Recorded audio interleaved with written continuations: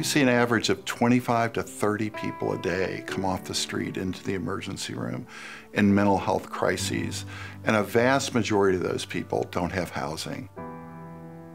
Putting them in jail is just not an answer. These folks need treatment, they need stability, they need a place to live, and that's why Project Interconnections is so important.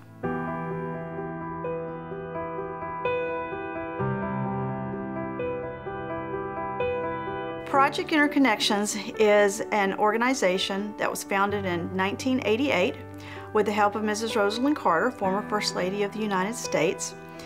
And our mission is to manage and develop permanent supportive housing for people who've been diagnosed with a mental illness and would otherwise be homeless. With the help of our partners in the social service area, we provide them with the necessary services that they need to improve their lives. People with mental illness are like everybody else. It can happen to anyone. 1 in 10 people in the United States is going to have a mental illness.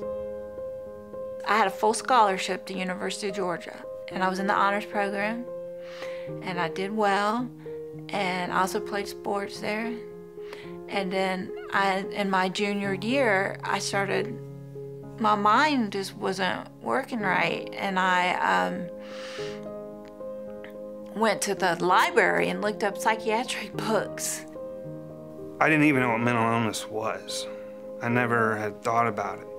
I was having fun, I was working hard, going to school. I felt like the normal kid on the block who was being given some very good breaks. I wasn't conscious of anything going wrong, so it subtly crept in. Very quickly, though, and very dramatically. I just kind of shut down, and I was just at a dead end, and I tried to commit suicide, and I got kicked out of school, and I lost my scholarship, and they said, you can't come back.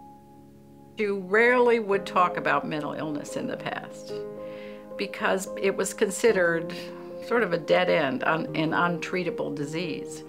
We know that's not true anymore.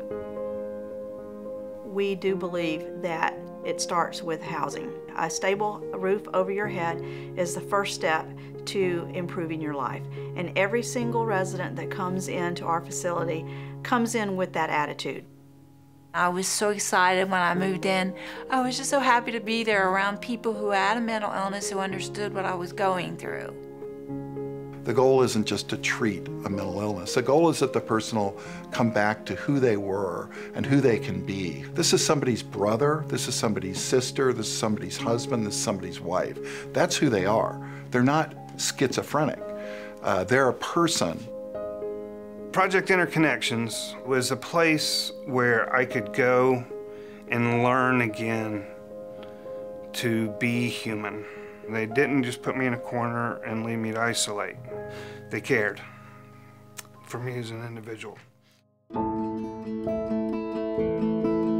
I can't tell you the number of times that somebody has looked at me and said, this is the best place I've ever lived in.